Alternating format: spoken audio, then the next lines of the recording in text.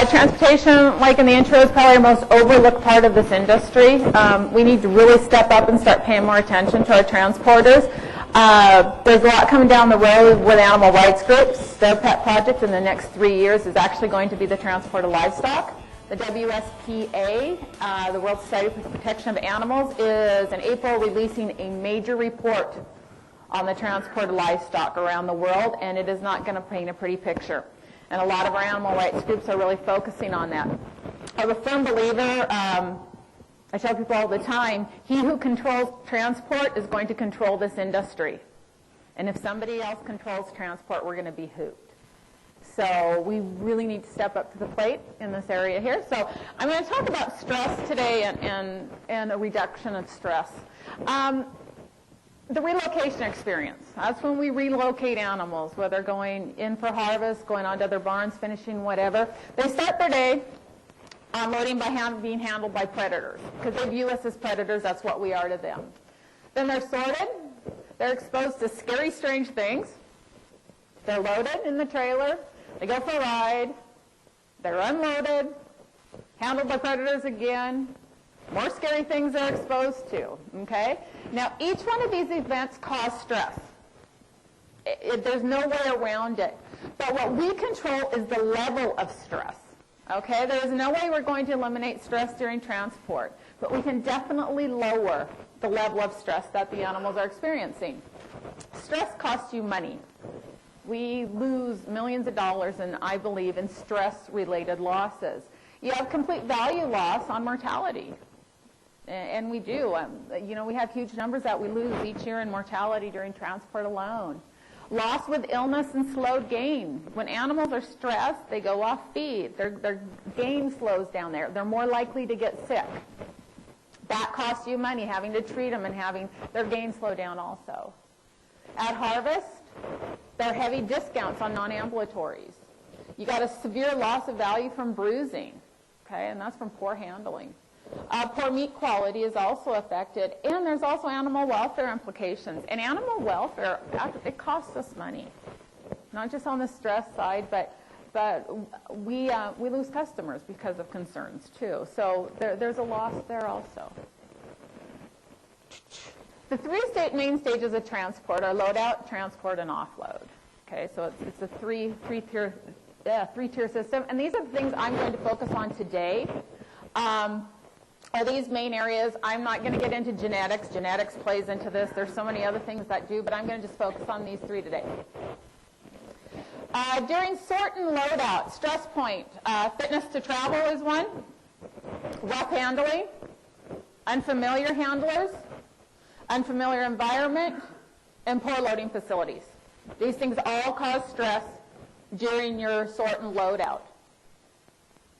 Okay, fitness to travel. Got to make sure the animals are ready to get on that trailer.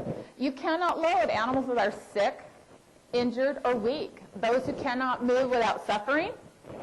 Pregnant sows within the last 10% of gestation. Poor body condition that would result in poor welfare. These are all part of TQA and the standards set out by the National Pork Board. Fatigued pigs are another one you got to really watch. When you get them fatigued in the pen before load out, you're going to have more problems if you force them onto the trailer. Now, rough handling. The bad handling is caused by poorly trained or untrained employees. Okay? They're not taught how to handle them. They're not, a lot of times, going to handle them correctly. Bad attitude. Attitude is huge. The person working with livestock has got to like livestock. If the person does not like livestock and does not like their job, pigs are going to pay the price. So we really got to make sure there's the right attitude in the barns. And I've gone from different barns and within different trucking companies too, and I can see huge differences in attitudes of the handlers and the drivers and stuff, and it's reflected in their handling too, of what their attitude is. I had one driver tell me once on the driving end of things, he didn't care if it was potato chips or cows behind him, he drives them the same. Okay, somebody with that attitude should not be hauling livestock. So that plays into it. Low expectations by management. Another one. Management doesn't really give a hoot, or the employee's going to give a hoot. So, lack of accountability. This is going to change in the near future. You're going to start getting auditing. We're going to see auditing on transport coming down here quickly, and auditing of our transporters, and loading and unload, load out, everything. It's coming down the pike, and very soon, sooner than a lot of people think. But there's no accountability if somebody's not watching them. One thing I really, in the industry, I sit and I get frustrated. It's like a tennis game to me. I sit there at tables, and I've got the producer saying, those pigs aren't my problem once they leave the farm. And the plant guy says, well, they're not my problem until they get to the plant. Well, they're not my problem when they leave the farm. So we got this gray area, too, where nobody wants to be accountable for transportation when it actually affects us all. Poor scheduling by management. This is a big issue. Scheduling for load-out times, not giving the guys enough time to load out. This is a lot of pressure put back on our truckers that causes problems. Acceptance of liberal use of prods or other tools. Okay, I have a big issue with electric prods and the use of them, and using them too much, and other tools too. Rattle paddles are great if you use them for what they're supposed to be used for. It's amazing what people can do with some of these tools. Sort boards. I saw somebody do something with a sort board I never even imagined you could do with a sort board before. So, but you got to make sure you're using the tools right, and which ones you're using. How do we prevent rough handling? Be selective in hiring. A good stop and must-like attitude. I'm a big believer in culling for attitude. Cull your drivers out. Cull your handlers out, your loading crew, if they don't have the right attitude. We can't have guys doing that, walking over pigs. Okay? Selection's huge. Train drivers and handlers, and keep training drivers and handlers. TQA just launched their brand new program, the Transporter Quality Assurance. I was up last week, down here, but last week they did one this week and they got it going. I don't know how many of you have participated in the new TQA yet. They've done a really good job. It's a really, really good program that Pork Board should be proud of, and they've updated and everything. But you got to get in it and do this training. It's a great resource. But you got to keep training, because what happens is you go in and train once, and then you leave it.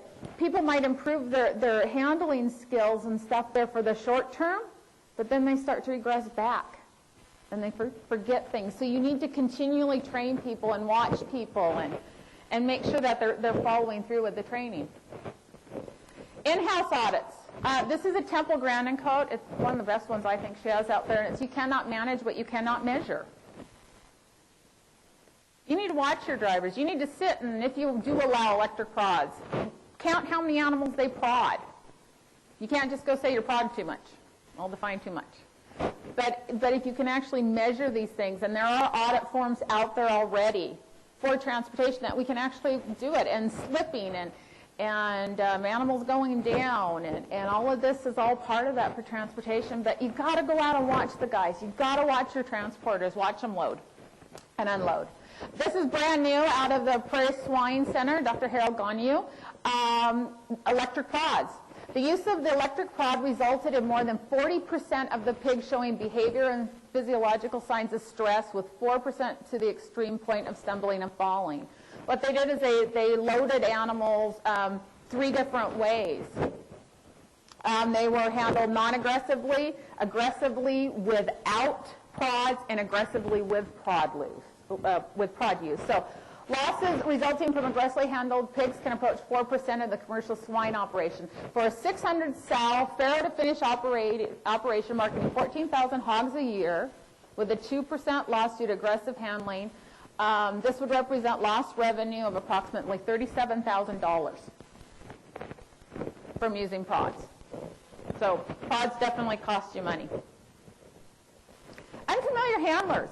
This is really scary to pigs. Pigs like consistency, and they like things to be the same, but you get unfamiliar handlers in there, that causes stress.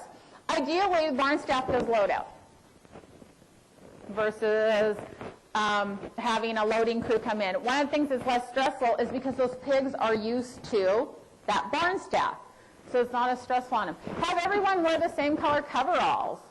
That actually, pigs like that. I know with Foam Research Center up in Alberta, they don't allow ball caps. baseball caps in the barns, in the pig barns up there. And every so often they have visitors come through, and one of them will wear a ball cap, and they make all their visitors wear the standard blue coveralls, and the pigs do fine. The minute somebody shows up in a ball cap, the pigs react. They're okay with all these new people in their blue coveralls, as long as they all look the same, but the ball cap always throws the pigs off because they're just not used to it. So it's simple things. Animals think very differently than we do, and see differently. And attempt to have consistency in handling techniques. I think our training should follow all the way through. That's something why TQA is now called Transporter Quality Assurance also, is because it covers all parts of transport, not just the trucker, but loadout and everything else there. So you need to have consistency in your handling. Make sure that everybody's doing things the same. So, unfamiliar environment. Pigs raised in barren environments have been shown to display a high degree of reactivity to novel stimuli. Okay? They're not used to new things. They don't have a lot around them. Pigs load best in highly controlled, consistent environment that eliminates distractions and mimics the features of the home pen. They don't like change. If you keep the wall color consistent, the lighting consistent, the flooring and the airflow through the entire system, like coming from the barn through a loadout or the alleys or whatever, the pigs actually will do better than having changes in flooring. Flooring's huge. That's a big one. If you have several changes in flooring, the animals don't like to walk. They don't like to go on it. So you've got that. But even simple things like wall color staying the same all the way through. Okay? This isn't possible in all facilities. I know you got outdoor things. But working on the flooring would be there. Airflow, because each one of these things, when they're different, they actually cause the animals squawk. Poor facilities, it brings out the worst in handlers. I call it facility frustration. The best handler can be bad because of a bad facility. I've gone in and I've audited transporters, truckers, and loadout crews and everything, and many of my comments on the paper have been back that they did really good considering what they had to work with.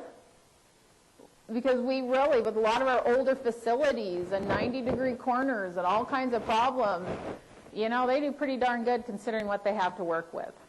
So it's very confusing for the animals. The animals don't know where to go in a bad system. So you want to design it so the animals know where to go. They're really difficult to navigate. You have an increase in incident of bruising with bad facilities. Increase in slipping and falling.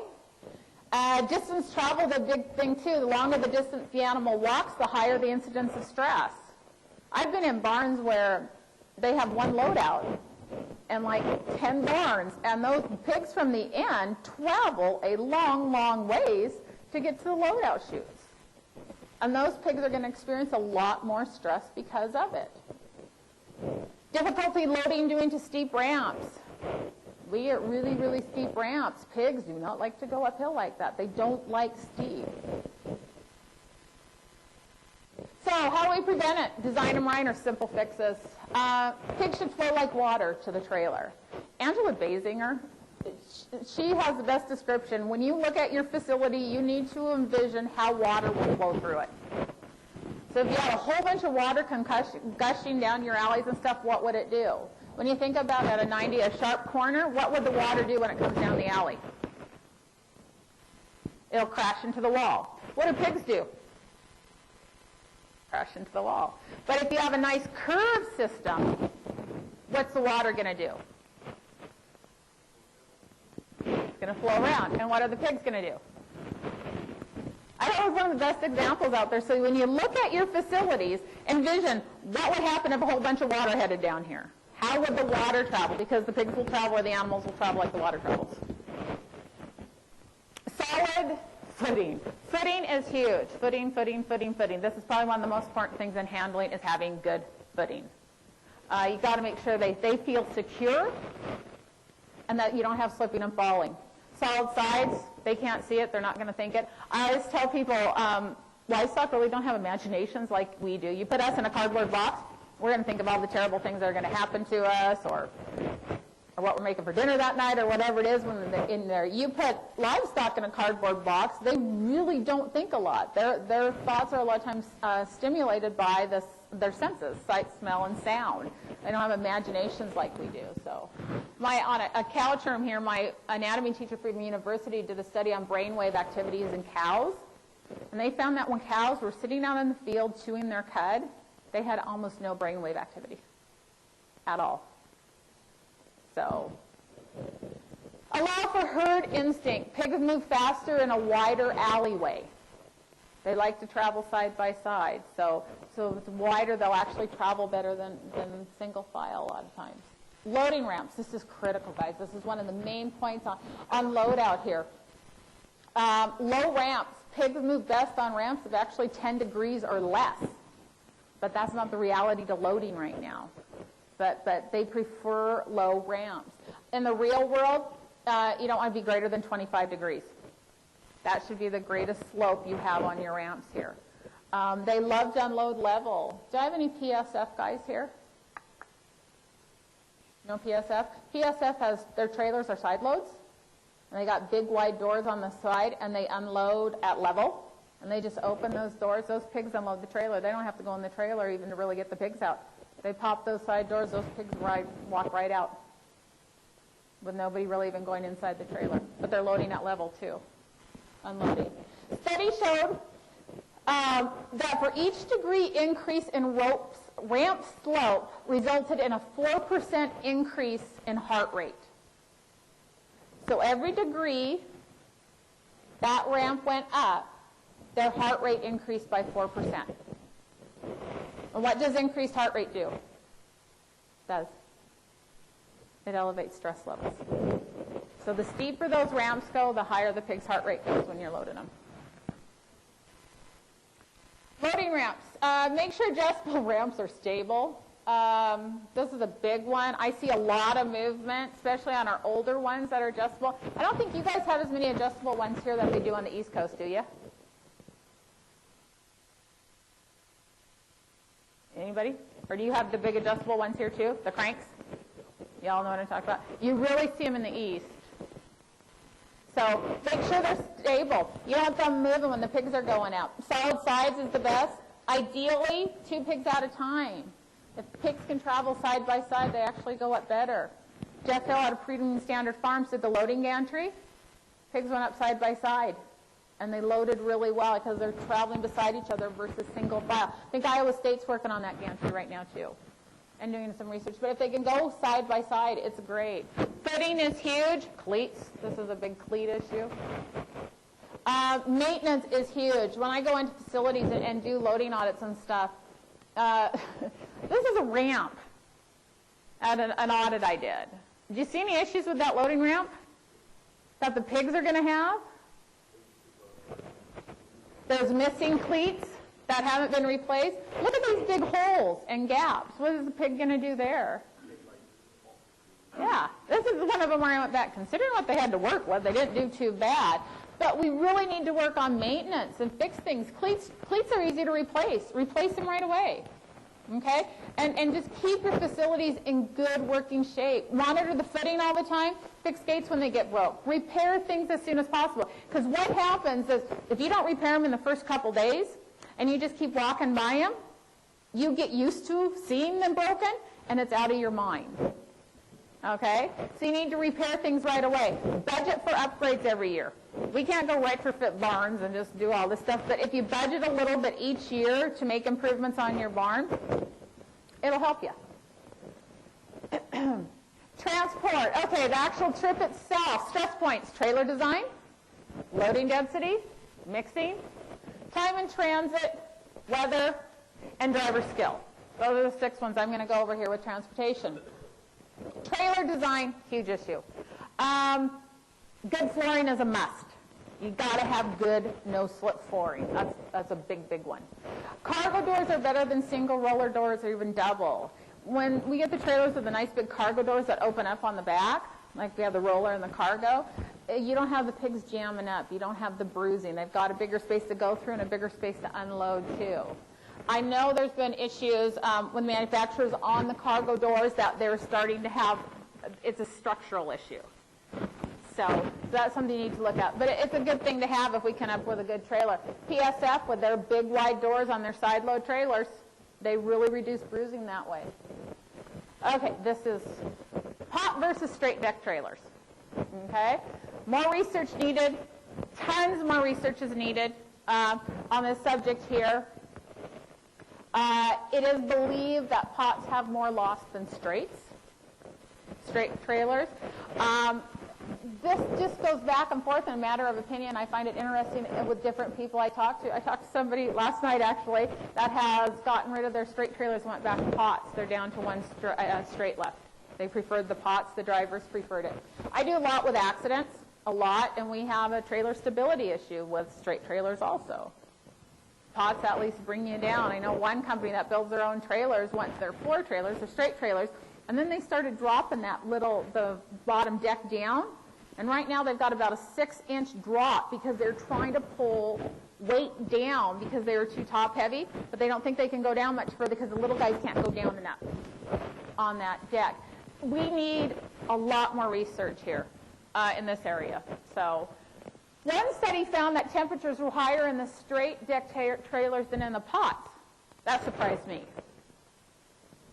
Okay? So we really need to look into this more. Maybe pots aren't the bad guys they're made out to be. So, but research, big time there. Pots are harder to load, but I will have people argue me on that one too and say that floor trailers are harder to load. So for the top deck is the issue a lot of times. So it depends on whether you're decked in the belly or not too. So that makes a difference. Overcrowded or underloaded. These guys are all each compartmentalized. So I'm always amazed how they move animals in other parts of the world. So they pick on us, but those pigs, you can just imagine their ride. When animals are unable to get footing or balance, underloading a trailer is as much of a problem as overloading a trailer. Animals tend to go down more also because they just, when there's too much room and they've got too much play. Affects body temperature, heart rate, and respiration when they're overloaded. Okay, that adds to stress there.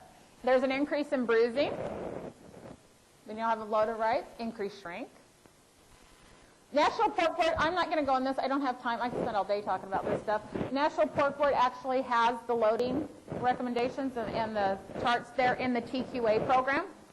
So go refer to that, and I'll give you what the standards are for industry here. Now, mixing.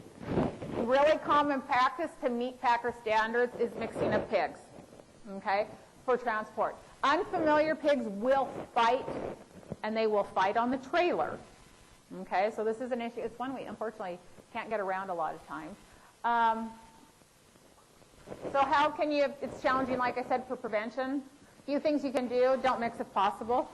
If you can't, if you can manage not to mix, please don't. Raise in larger groups in pens.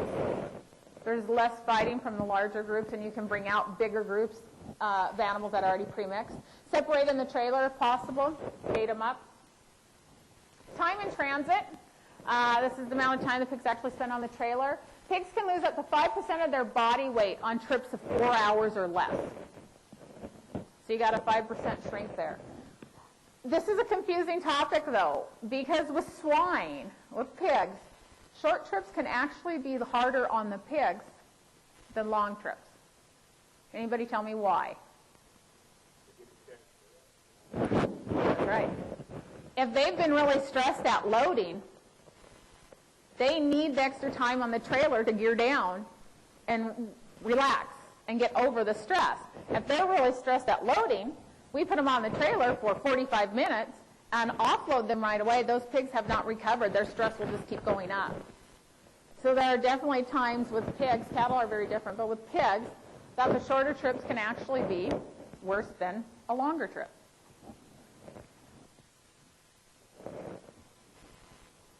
Weather. Big issue with pigs. Big issue. Weather is biggest challenge. Overheating and cold stress. Pigs and poultry are two big ones on this one. Number of non-ambulatory animals was higher in the winter than in the summer. This is something that Matt Ritter found when he did his research. This actually surprised me. I thought heat would have taken them more. I really did. I was surprised to see the winter side of it. So it affects loading density. Your loading density gets adjusted because of weather. There's an increase in death loss due to weather.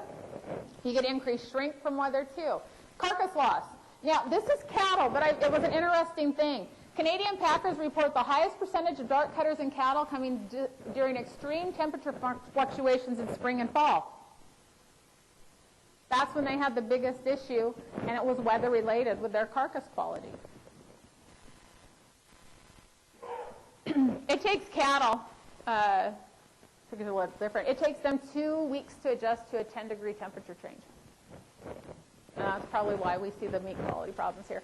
Cold weather. Frostbite can occur from wind chill or the metal on the truck. Those are the two things. That's why we need to put boards up. We don't want to overboard. TQA, once again, that's where your guidelines are for how much boarding you should do. Some companies have their own guidelines. But keep in mind the metal on the truck. It's horror stories, but pigs have froze to trailers and froze to the aluminum. Have any of you ever been in a plant and saw the pigs come off with the punch holes on them? They're frostbit on. You know who was right next to an unboarded punch hole because they will actually have the punch holes frostbit on them, on their body. If you ever see them with the round, you can tell who had the crappy seat in the trailer, so, because they got it. Unexpected weather conditions is another issue in cold weather. We do a lot of transport, too, from animals going from cold to hot or hot to cold, and drivers have really got to pay attention to when to board up and get those boards off during the trailer. We move a lot of pigs from Alberta to California. They go on the boat to Hawaii. Little luau pigs, actually a lot of Alberta. So can you imagine leaving Alberta today and hauling a load of pigs down to California? Are you going to be boarded up when you leave? Okay, you darn well better paying attention as you progress your way south. So it's not going to be all or nothing. You're going to have to adjust your boards accordingly and really, really pay attention to it. So newly weaned piglets and nursery pigs are the most susceptible to the cold weather. And there's our TQA guidelines there. Hot weather. Hot weather is a huge factor with pigs because they're unable to sweat. Here's your heat index that they have through TQA. Like I said, just refer to the guidelines. They're really good. I don't have time to get in depth on these, but we really got to pay attention during hot weather. Keep the pigs cooled off. It's a huge issue, and part of TQA, what I did, delays. And if it's a really hot day, guys, and there's a lineup at the plant, what are you going to do? You better keep moving, because you stop that trailer, those pigs will overheat. So heat management becomes a big issue too. So, poor driving. Actually, this was an extremely skilled driver to land it on the roof, because out of 415 accidents, this is my only roof landing. So I don't think a potbelly could have landed like that. They'll usually go all the way over. But driver skill is a big thing. Like I said, we don't want a guy who thinks pigs are potato chips driving, but slamming on the brakes. Imagine being in the back of the trailer. Sharp corners, animals scramble. You know where the worst sharp corners are? Off-ramps. You know how many trailers we roll over on off-ramps? Because these trailers go around and they start to lean. Oh, now, they've only done this on cattle. It's the only thing I have the number for. But on a loaded pot belly liner, cattle trailer, loaded with cattle, 5 degrees is the point of no return, guys. That trailer hits a 5-degree slant, it doesn't recover. That is not very forgiving at all. Okay? And the other thing about sharp corners, also at the slow, do you know where most of our wrecks are? They don't make the media, but where do you think we dump a pretty good chunk of our trailers at? End of the driveways. Yeah, they never make it off the farm. The guys, those country roads, they catch a tire and over they go. And they go down that way. So, rapid accelerations, road hazards, bumps, potholes, all of that affects it. There's increased bruising for poor driving. When animals are really getting run around or going up and down, that could be a problem. Greater chance of animals going down to injure, and driver fatigue is huge, huge, huge, huge. With driver fatigue, when I did the document, I did the 415 commercial accidents, driver fatigue was the leading cause. Over 80% of the trailer accidents were single vehicle, happened between midnight and 9 a.m., driver error, and rolled over on the right-hand side. What happened? fell asleep, drifted, and how big are our shoulders on a lot of these roads? So, and the majority go right. Like about 90% of them go right when they go over. If you start to drift left, you have a whole other lane to recover and wake up. But if you drift to the right, plus our roads slant a little, so drifting tends to go to the right-hand side anyway. Fatigue management is part of the new TQA right now. Train and audit drivers, train guys, I want to see a lot of training, just put them behind the wheels and go. Remember what you're hauling. They're not preachers, so pay attention back there. Slow down, don't tailgate. Defensive driving, pay attention. How many haulers do I have out here? How many truck drivers that actually have driven truck? How many times do you get cut off by people cutting in front of you? So you've got to be on alert. It's not necessarily your driving, it's the idiot ahead of you who just cuts in and doesn't realize you can't stop on a dime. So defensive driving is a big part of this. Avoid potholes and houses if possible. There's a story behind this. This happened up in Canada. There was a load of market hogs that came into a plant. Driver got unloaded, got off the trailer, found CFIA, which is like USDA. It's our version up there. And he says, I think I have a pig that's injured in the trailer. And so in goes the CFIA all the way up to the front there, up in the nose of the trailer, up on the top there. And there's a pig laying there, and it's got an eaves trough sticking out of its head. Like a rain spout, downspout, sticking out of its head. It was in there. And the first thing CFIA says, well, I think it's beyond injured, it's dead, but why is there an eaves trough in its head? Well, the driver hemmed and hawed and hemmed and hawed, and after about 5 minutes of that, he finally fessed up that when he was driving down the road, there was a house being moved. They move whole houses. He had a minor collision with the house. Well, the rain spout, the eaves trough went through one of the punch holes and hailed the pig in the head and broke off. And there was the pig laying up there with the downspout in his head. So don't run into houses when you're going down the road. And cold bad drivers. I've got some really good trucking companies up north that they do 2 weeks, and if they don't like the driver, they're gone. And the owner rides with them and stuff, so be really selective in your drivers. Offloading, stress points here are very similar to when we load them up. Rough handling, unfamiliar handlers again. Fatigue, ill, and injured animals coming off the trailer. Unfamiliar environment, and poor unloading facilities. Same as loadout on handling. If possible, keep handling techniques similar to the barn and loadout. If you can keep them consistent everywhere, it helps the pigs. Give animals time to get off the trailer, especially pigs. Okay? They need a little more time to get off, and give them a rest period when they come off. Now, fatigued, ill, and injured. Compromised pigs should be segregated upon arrival of wherever you're going. They need to be moved in a humane manner that is size appropriate, whether it be a sled carrying the little guys. You can't carry a market hog off, so you're going to need something a little bigger, but use what you can there. Actively euthanize when necessary. We euthanize. We don't drag animals off the trailer. You got an animal that's down, injured, whatever, he needs to be put down on the trailer, not taken off the trailer for euthanasia.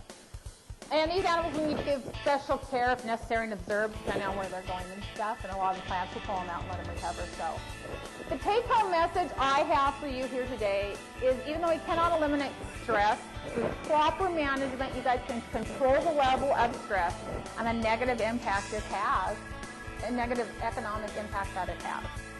So if you manage the stress, manage your drivers, manage your loadout crews, you're not going to lose as much money. So, and that's just it.